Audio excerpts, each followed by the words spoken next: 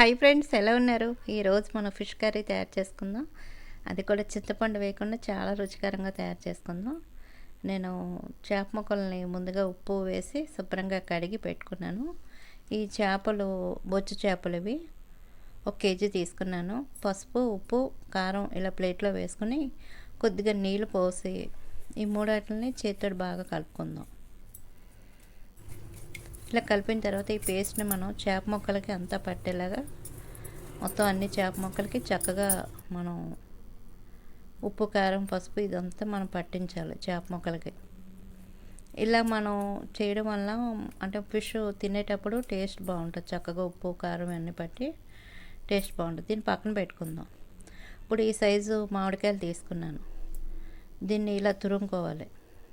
చక్కగా తురుముకుంటేనే మన కర్రీకి బాగుంటుంది.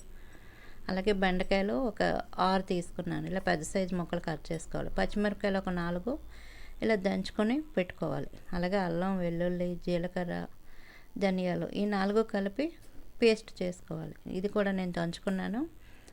సరే, మనం కర్రీ రెడీ చేసుకుందాం.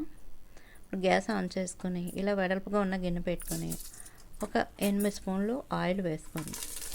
ఒక చిటికెడు మెంతులు వేసుకొని కరివేపాకు కొద్దిగా వేసుకొని 2 వేపుకున్న తర్వాత ఒక 3 ఉల్లిపాయలు ఇలా చిన్నగా కట్ చేసుకొని వేసుకున్న తర్వాత గ్యాస్ని మీడియంలో పెట్టి ఉల్లిపాయ చక్కగా వేగాలి. కలర్ మారే వరకు చక్కగా వేపుకోవాలి. అంటే ఇలా బ్రౌన్ కలర్ వచ్చే వరకు ఉల్లిపాయని వేపుకోవాలి.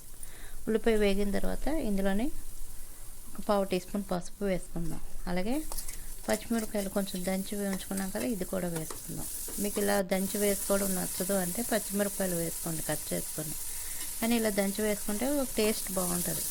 అలాగే మనం అల్లం, వెల్లుల్లి, జీలకర్ర, ధనియాలు ఈ పేస్ట్ని కూడా వేసుకొని ఇందులోనే ఉప్పు, కారం ఒక 2 స్పూన్లు. ఇప్పుడు చేపల కూరకి కొంచెం కారం, ఉప్పు ఉంటేనే బాగుంటుంది.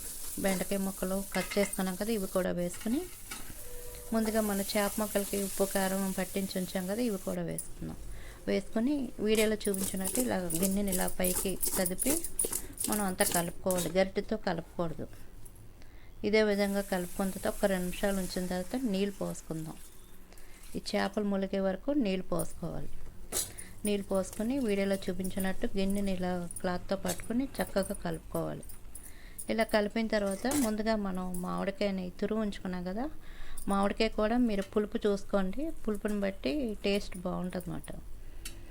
మామిడికాయ తురుమును వేసుకొని నేనైతే చిన్న సైజు కాయలు ఒక 2 వేసుకున్నాను. సరిగ్గా పులుపు కూడా బాగుంది. ఇలా మామిడి తురుము వేసుకున్న తర్వాత ఒకసారి అంతా కలుపుకుందాం.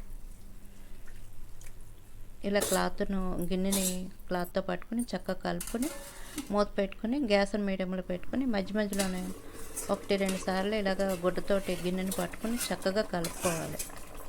గరిటె పెట్టకుండా కలుపుకోవాలి. ఇలా చేప ముక్కల్ని ఉడికించుకోవాలి. చూడండి, చక్కగా మనకి పైకి ఇలా ఆయిల్ తేలింది. మనకి గ్రేవీ కూడా చక్కగా ఉంది. అంటే పులుసు ఇలా ఉన్నప్పుడే మనం కొత్తిమీర వేసుకోవాలి. కర్రీ రెడీ అయిపోయింది. సన్నంగా కట్ చేసుకున్న కొత్తిమీర వేసుకొని ఇప్పుడు గ్యాస్ ఆఫ్ చేసుకోవాలి. కొత్తిమీర వేసిన తర్వాత ఒకసారి కలుపుకోండి. చాలా బాగుంటుంది రైస్లోకి. ఒకసారి ఈ విధంగా ట్రై చేయండి, చాలా బాగుంటుంది. గ్యాస్ కూడా ఆఫ్ చేస్తాను. దీని మీద మూత పెట్టుకుని చేపల కూర ఎప్పుడు చల్లారిన తర్వాత తింటేనే టేస్ట్ బాగుంటుంది అన్నమాట. చూడండి, దీన్ని నేను ప్లేట్లో పెట్టి చూపిస్తాను.